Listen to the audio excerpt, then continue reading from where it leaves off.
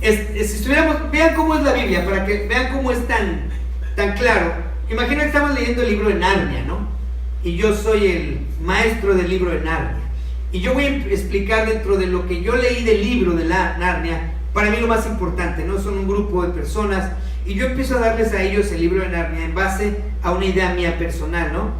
Es lo más cercano al libro. Doy el contexto completo, empiezo con un principio y termino y voy dando la idea.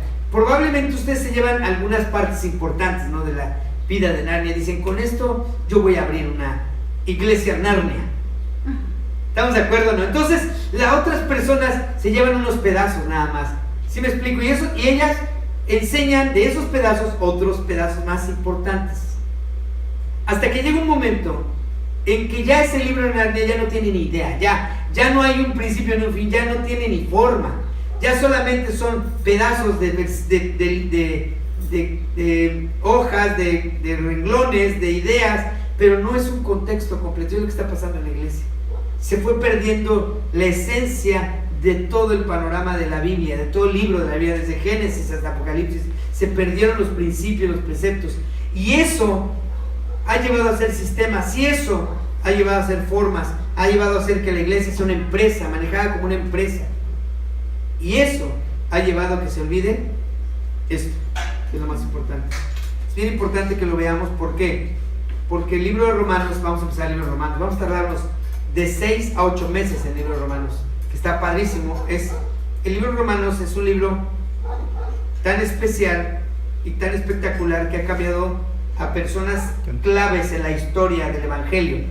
Y también una de las ideas principales que tienen que ver con el libro de Romanos es no solamente la transformación, sino lo que ha generado. Son dos cosas. La primera es que cuando se habla de la Biblia, se habla del libro de Romanos en especial, enfrenta la naturaleza del ser humano, y cuando la enfrenta, el hombre carnal es lastimado. La Biblia, la palabra de Dios, lo que produce a la carne es confrontación. Si ustedes salen de aquí muy animados de todo, no está bien. La Biblia real, la Biblia verdadera, la profundidad de la palabra, confronta a la carne, enfrenta a la carne, golpea a la carne, maltrata a la carne. Y el libro de Romanos, si no lo vemos con ese concepto, con esa claridad de poder entender que el libro de Romanos es transformador, todos son transformados, pero el libro en especial de Romanos tiene varias características. La primera es que una de las cuestiones por las que fue escrita, o las que escribió Pablo, es todo es una personalidad misma de Pablo. O sea, él escribe todo lo que las conceptualidades, ¿cómo se dice?, teológicas, y Dios le revela y le inspira de una forma muy específica teológica. Es un libro muy elevado de ámbito teológico. No son recomendaciones, son cuestiones espirituales bien profundas, pero escritas para que las podamos entender y vivir. No es posible ver Romanos si no entendemos, si no vemos Hechos. Hechos tiene que ver mucho con Romanos para poder entender por qué él escribe Romanos, en qué tiempo lo escribe y por qué lo escribe de esa forma. Una de las cosas es que es un libro que impacta, ha cambiado vidas de gente importante como Agustino en el año 386. El libro de Romanos tiene muchas características específicas, y una de ellas es el Espíritu Santo obrando en nosotros y cómo funciona. Eso es impactante, eso es impresionante. No es un libro que como lo es los Corintios, ¿no?, de exhortación, o como es de los Filipenses, una carta bonita. No, es un libro de enseñanza teológica, cómo funciona el Espíritu, qué hace el Espíritu en nosotros, cómo se obtiene el Espíritu, cómo obra en nosotros el Espíritu, cómo trabaja el Espíritu, qué produce el Espíritu. Eso es el libro de Romanos. Y por eso transforma a la gente. Quien lee Romanos, quien entiende Romanos, cambia su vida completamente. Entiende lo que hace el Espíritu Santo y para qué vino. Martín Lutero en la Reforma en el 1513 es cambiado después de haber leído ¿qué? El libro de Romanos. Ahora, no se imaginen a Lutero solo leyendo Romanos, sino leyendo todo y después leyendo Romanos, entendiendo la vida espiritual, lo que Dios quiere para nosotros, en espíritu. ¿Sí me explico o no? Y hay un personaje que se llama John Wesley. Hay muchas versiones de la historia de John Wesley. John Wesley es un chavo que en los primeros 1750, es un chavo que a los 19 años, 18 por ahí, empieza a hacer un movimiento sumamente fuerte en Inglaterra y a transformar. En Inglaterra en ese tiempo ya se estaba produciendo alcohol, ya había ginebra y ron y ya había problemas de alcoholismo desde los 8 años. O sea, estaba pasando Inglaterra por unas circunstancias muy terribles y una de las circunstancias era el alcoholismo. Y algo que hizo John Wesley, y en especial no fue él, porque él habló del Evangelio antes de ser convertido. Él transformó toda Inglaterra antes de conocer, antes de haber entregado su corazón a Dios. Él sí creía en Dios, sí estaba eso, pero no era convertido por 2 razones. Porque quien hizo el trabajo de lo que él hizo fue su mamá. Su mamá fue crucial para que él fuera lo que es. No para salvación, pero para lo que él produjera.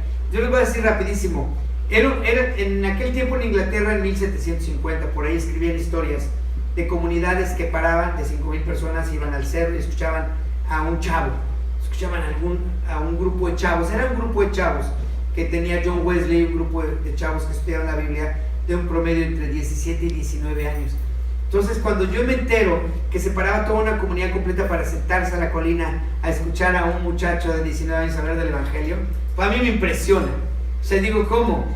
Y John Wesley no es el único, es entre comillas, es el ícono de ese movimiento en Inglaterra, pero había muchos jóvenes parecidos a él que hicieron reformas, que hicieron cambios, pero chavos de 19 años con condiciones de verdad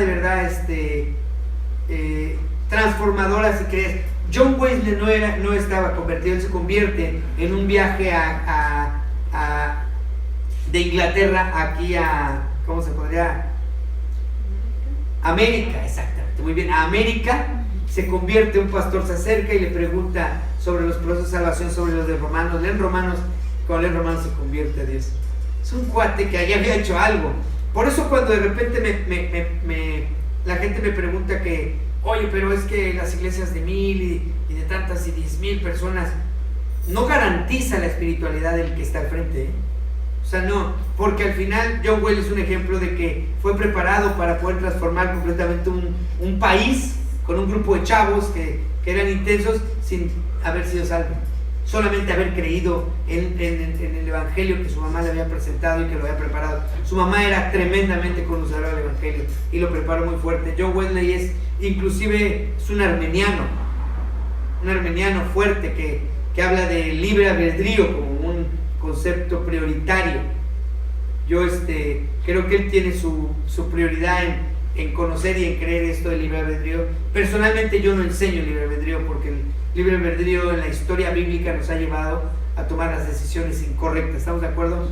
No hay un buen ejemplo de libre albedrío bien usado en la Biblia. Entonces personalmente prefiero no tener ese libre albedrío, darle la voluntad a Dios y decir, Señor, como tú dices me elegiste, y como me elegiste yo soy bendecido y bendito porque tú me elegiste, soy digno de ser usado por ti. Muy importante en esto. Este libro de Romanos se escribe por ahí del año 57 después de Cristo. No lo escribe en Roma. Yo pensé que lo había escrito en Roma. Lo escribe en Corintio, y además no lo escribe él es el que dicta, y lo escribe un escriba llamado Tercio. Él decía que él tenía un aguijón, y pongan mucha atención a esto del aguijón. Él tenía un aguijón que era su vista. Él no podía ver bien, él la perdió la vista después al final completamente, y ya de las últimas cartas se las escriben a él.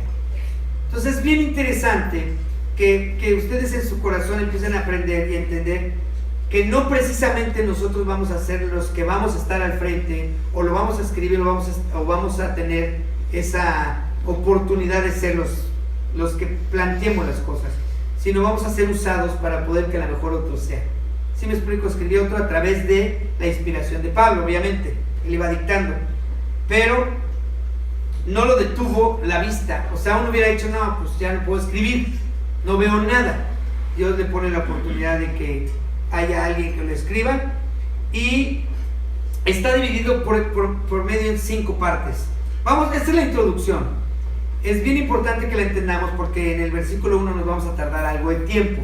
Es cierto que hay mucha información del versículo 1 y de ahí hasta el 7 vamos a verlo, ¿no? Pero vamos a ver, la primera etapa, que es del versículo 1 al 7, si quieren apuntar, venían de apuntar un poco, se llama las salutaciones del 1 al 7. Ahí es donde él hace la presentación.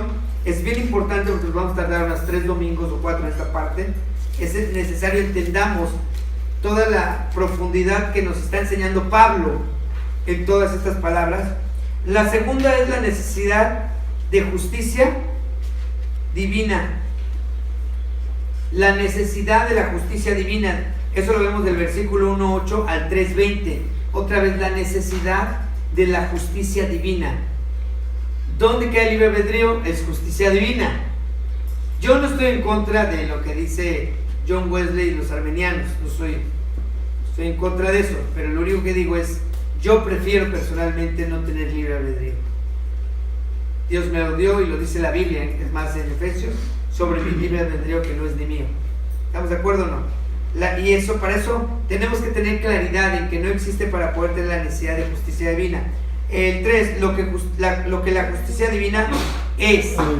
El 3, del 3 al 21 y del 3:21 al 5:21 es lo que la justicia divina es. Necesitamos entender, ¿se fijan? Vamos, lo que es el saludo tiene que ver con la personalidad de él, ¿quién es? Lo de la justicia divina, o sea, tenemos que ser salvos por la justicia divina, la de Dios. ¿Qué es la justicia divina? Y vamos al 4. La justificación divina debe resultar en actos rectos personales. La justicia divina, ¿cómo actúa en nosotros para trabajar? ¿Sí me explico, no? Fíjense, a mí me impresiona el orden y la enseñanza. Ahora, tenemos que aprender uno y quedarnos en la mente y luego el otro. Como yo les decía a los de Marvel, esto es como un juego de aprietas uno y luego aprietas uno y aparece otra vez uno, otro, y luego uno, otro y el otro, y así.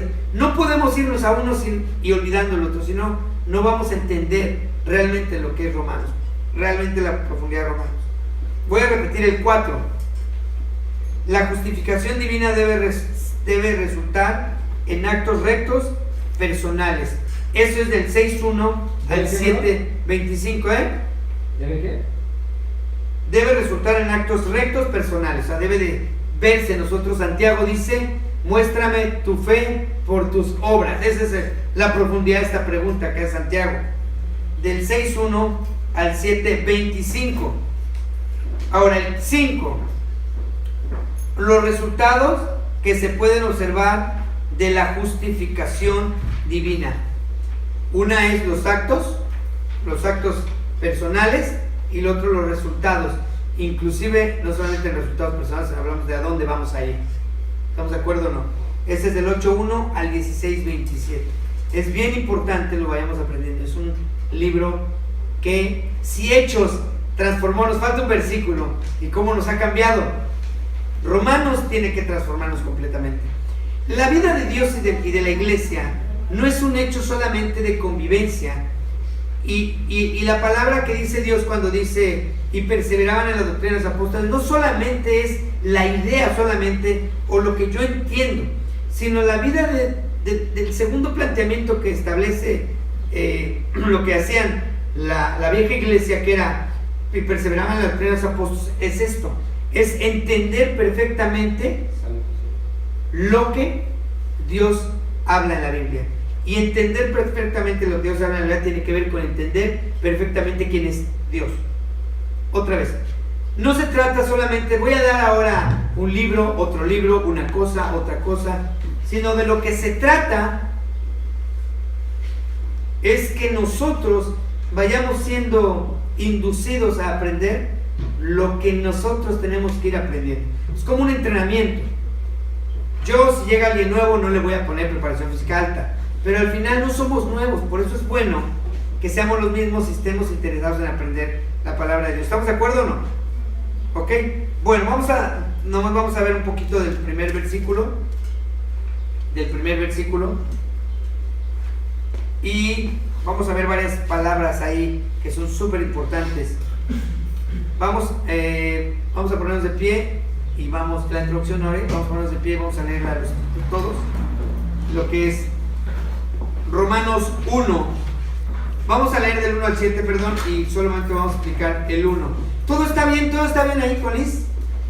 Sí, ok, muy bien, vamos a ver. Yo leo el 1 hasta el 7, vamos a leer, ¿sale? Pablo, siervo de Jesucristo, llamado a ser apóstol, apartado para el Evangelio de Dios, que él había prometido antes por los profetas en las Santas Escrituras, acerca de su Hijo nuestro Señor Jesucristo, que era del linaje de David, según la carne, que fue declarado Hijo de Dios con poder, según el Espíritu de santidad, por la oración de los muertos. y porque recibimos la gracia y el apostolado para la obediencia a la fe en todas las naciones por amor de su nombre, entre las cuales estáis también vosotros, llamados a ser de Jesucristo. todos, A todos los que estáis en Roma, amados de Dios, llamados a ser santos, gracia y paz a vosotros de Dios, nuestro Padre y Señor Jesucristo. Señor, de nuevo te damos gracias porque estamos aquí de nuevo y Señor, tú no cuentas en números, sino pesas los corazones. Sabemos que los corazones que están aquí están deseosos de conocerte, están con muchas ganas de saber quién eres tú y qué quieres para ellos, están experimentando esas transformaciones, no solo en su vida personal, en su vida física, sino en su vida interna, Padre. Han cambiado su mente, han cambiado su corazón y has puesto en ellos un corazón blando y quitado el corazón de piedra. Gracias, Padre, porque tú has hecho esto con tu palabra. Te pedimos que tú nos sigas enseñando cada vez más y hoy queremos aprender y conocerte más. En el nombre de Jesús, amén. Muy bien, nos sentamos. Miren, Romanos fue escrito Romanos no fue escrito en sí. Bueno, vamos a ver, la iglesia de Roma está escrito para la iglesia de Roma, pero la iglesia de Roma no nace a través de un viaje de Pablo o a través de algún misionero enviado. No se sabe exactamente cómo nace la iglesia de Roma. Una de las teorías es que nace a través del Pentecostés, que gente que vivía en Roma estuvo en el día del Pentecostés y de ahí conocieron de la palabra, conocieron del evangelio y fueron y hicieron la iglesia en Roma. Hay otra hipótesis también que establece que cuando, se convierte el día del Pentecostés, pero se juntan en Jerusalén y cuando es la persecución, ¿qué? Se salen a Roma. Se habla de Felipe que sale a Macedonia y así, ¿no? ¿Se llama Macedonia? Sí, Macedonia y el resto del mundo, ¿no?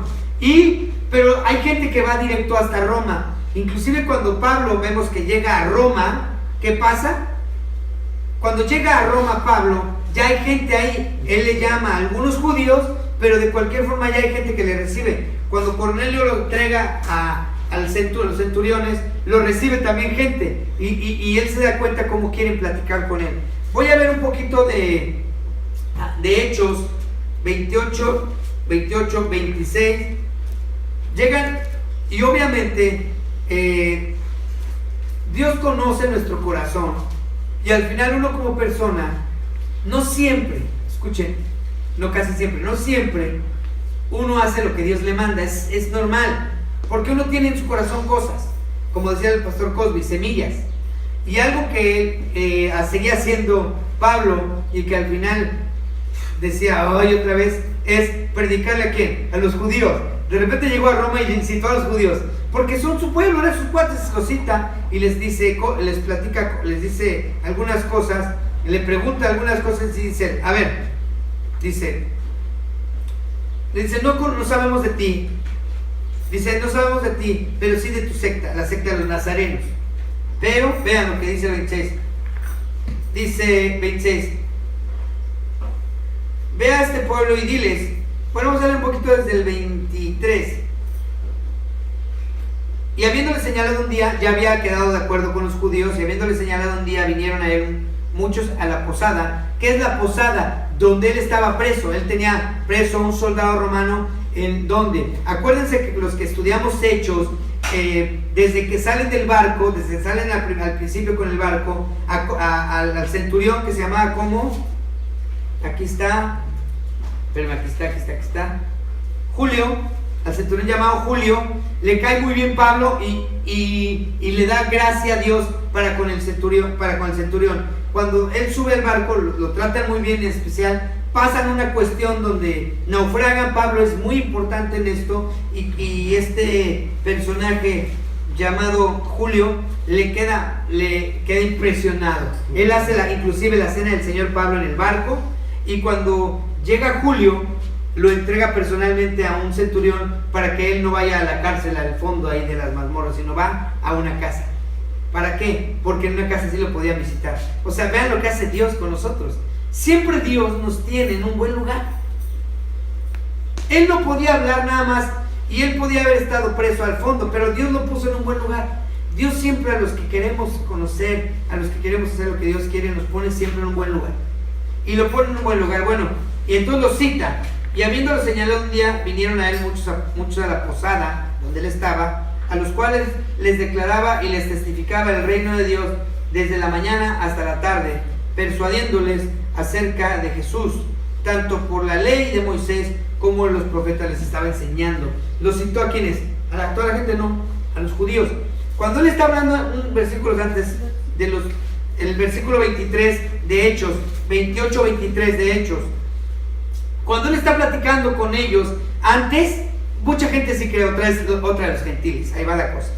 Y entonces él está explicando en base a la ley, lo que ellos conocían. Está explicando sobre Jesús, sobre el Evangelio, a través de la ley de Moisés y de los profetas. Vean de dónde está, dónde viene Jesús, dónde viene Jesús. Y vean lo que dice en el 24. Y algunas se sentían a lo que se les decía, pero otros no creían. Otros decían, órale.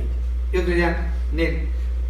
Y como no estuviesen de acuerdo entre sí, al retirarse, les dijo Pablo estas palabras: bien habló el Espíritu Santo por medio del profeta Isaías, nuestros padres, diciendo: ve a este pueblo y diles, de oídos oiréis y no entenderéis. Miren, voy a ir parando un poquito. No seamos un pueblo que oigamos y no entendamos, porque el hecho de oír y estar no nos salva.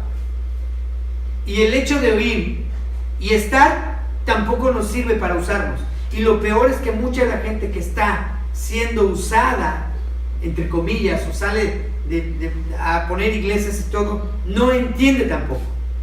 Ese libro es como les dije, del libro de Narnia. Ya nomás van con los pedacitos de la película. Pero ya ni la vieron la película. Conozco gente que establece, que dice: yo soy un pastor, pero no maestro. ¿Cómo? Ya no entiende el principio bíblico. Y esto les pasaba lo mismo. Y viendo veréis y no percibiréis, porque el corazón de este pueblo se ha engrosado, y con los oídos oyen pesadamente, lo que decimos nosotros, y sus ojos se han cerrado, para que no vean con los ojos y oigan con los oídos, y entiendan de corazón y se conviertan, y yo les sane. De ahí sale el libro de Romanos, ahorita van a ver. ¿Sabes pues que a los gentiles es enviada esta salvación de Dios? ¿Y ellos qué se iban a hacer? Oirán. Ellos sí oirán. Su corazón de Pablo estaba con los judíos, de verdad. Les vuelve a hablar, y antes también les vuelve a hablar, y les hablaba, y él sabía que no era él para el pueblo judío, ¿era para quién? Gentiles. Para los gentiles. Y cuando hubo dicho esto, los judíos se fueron, teniendo gran discusión entre sí, y Pablo permaneció 2 años enteros en una casa alquilada, fíjate, hasta la pagaban, y recibía a todos los que a él venían, predicando el reino de Dios y enseñando acerca del Señor Jesucristo abiertamente y sin. O sea, qué mejor forma, hijo. Lo ponen en una casa, no puede salir, ¿y qué es lo único que hace? Eso. Es que ministerio, ¿no? Aparte tiene el cuate ahí cada 12 horas, cada 6 horas le cambian un cuate, cada 8 horas. 6. Le cambian un cuate, imagínate. Materia prima ahí. Y luego escuchaban. Y ahí les escribe a los romanos. Bueno, no de ahí, pero esa es la iglesia de Roma la que ya le había escrito. ¿Explico o no? Esa es la iglesia de Roma que lo visitaba. Y entonces vamos a escuchar Pablo, Romanos 1, y nos vamos a quedar con esto para ver un video que hicieron el día del camping, para que estudiamos. Lean por favor Romanos, no dejen de leer, y vamos a estar estudiando este tema. Pablo, siervo de Jesucristo, llamado a ser apóstol, apartado para el evangelio de Dios. Miren, todo tiene que ver por amor de Jesucristo. Esta serie se llama Por amor de Jesucristo, por amor de Dios. No hay nada que no nos va a explicar Romanos que tenga que ver por una acción de nosotros. Todo tiene que ver por la acción divina de Dios. El título de esto es Por amor de Dios. De toda esta serie, 8 meses, vamos a ver lo que es por el amor de Dios, por el amor de Dios, por el amor de Dios, por el amor de Dios.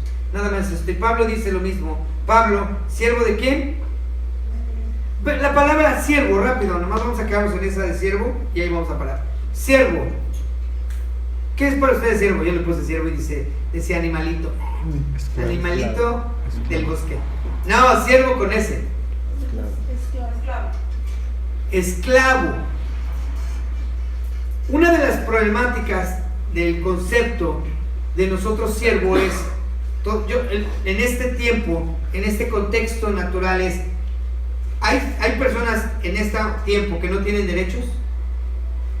Bueno, abiertamente, porque sí hay gente que esclaviza.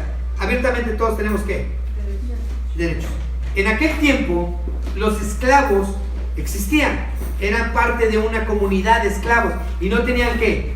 Derechos. Los dueños que tenían ¿qué? Derecho alguno, medio derecho, todo el derecho.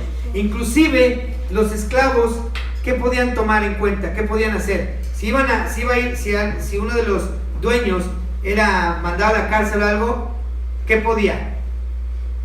Él mandar a su esclavo y decía, mi esclavo toma mi castigo, o te van a castigar, que lo tome mi esclavo, y lo podían castigar. Siervo es yo no tengo derecho, no tengo mente, no tengo autoridad, no tengo ¿qué? Voluntad.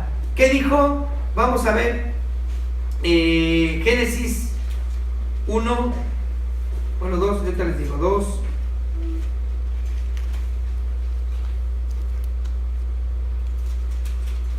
Perdón. Génesis, ahí voy. Génesis, nos quedamos en Génesis, ven.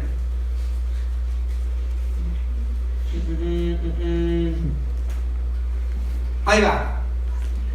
Génesis 4:7. Desde el 5. Para que vean lo que establece el derecho a la voluntad.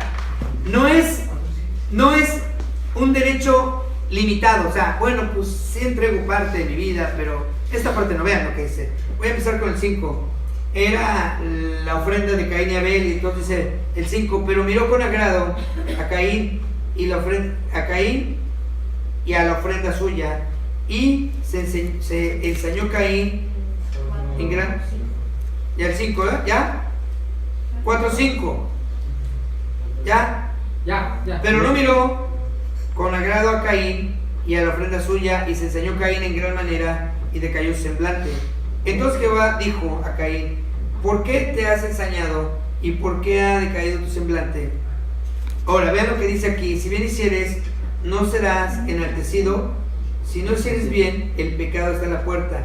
Con todo esto, ahí va, a ti será tu deseo y tú te enseñarás ¿de quién? De él. ¿De quién está hablando? De Abel. Tú eres su jefe, él es tu esclavo. Y tú te enseñarás. Vamos a ver lo que dice la mujer del hombre, la mujer del hombre. Vean lo que dice. Y a la mujer, vamos a ver en el 3:16. Y a la mujer le dijo, multiplicaré en gran manera tus dolores en tus preñeces, con dolor darás a luz a los hijos, y tu deseo será para tu marido, y él se enseñará de ti. ¿Qué le quiso decir? Bueno, perdón, tú eres la esclava. Perdón, eso quiso decir. Ya Dios, Jesús hizo otra cosa, pero esa es la idea. ¿Qué significa tu voluntad? No, ya sé, me ven todas como... No es cierto, es cierto, aquí lo está diciendo la Biblia. La realidad es que él va a señorear, ¿no?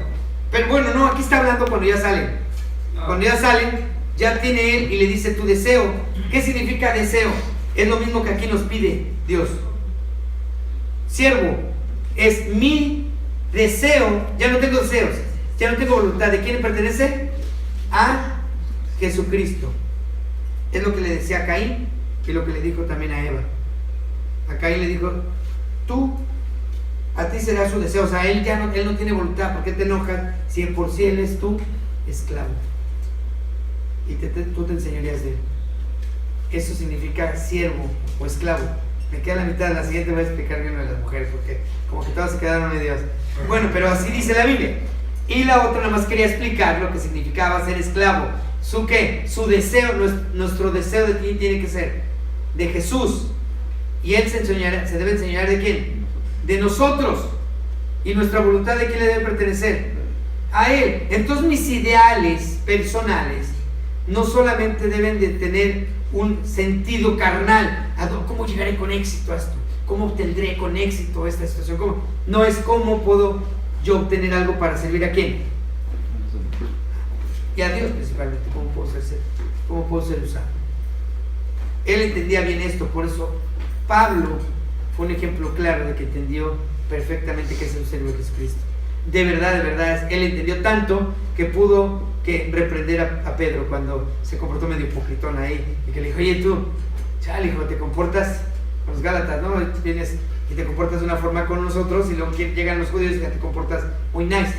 No, él entendía el nivel de ser siervo, y tiene que ver el siervo desde la creación, desde la caída con Adán y Eva y con Caín y Abel. Esa es la parte importante que vamos a ver. Él entendía que era ser un siervo. Vamos a orar y vamos a empezar con la cena del Señor. Es que pasan un poquito a tocar. Nos vamos a quedar ahí y en la siguiente clase le vamos a seguir. Pero entendemos que es siervo. Siervo es no tengo que voluntad, porque mi deseo, ¿para quién es? Para Jesucristo, para Dios, y Él se va a enseñar de quién. ¿Por qué tengo estos problemas personales? Porque todavía tengo que. Porque todavía tengo que. Porque todavía tengo que. Y todavía ponemos todo lo que sea. Pero lo que no se lo entregamos. Vamos a hacer.